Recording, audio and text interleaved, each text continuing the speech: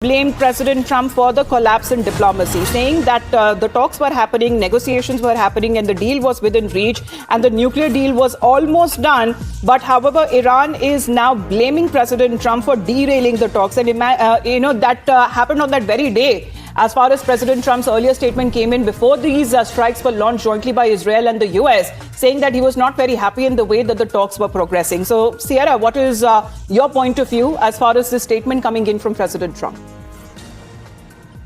Right. Well, first of all, President Trump is very different from past administrations that we've had in terms of, if you look at all of the policy changes that he's made to the Department of War and other elements of the United States national security ecosystem, the way that he approaches conflict and wages war in this case is very different. So I'm not concerned about forever wars with President Trump. I think that's completely opposite to his philosophy for when it comes to defense and engagements abroad.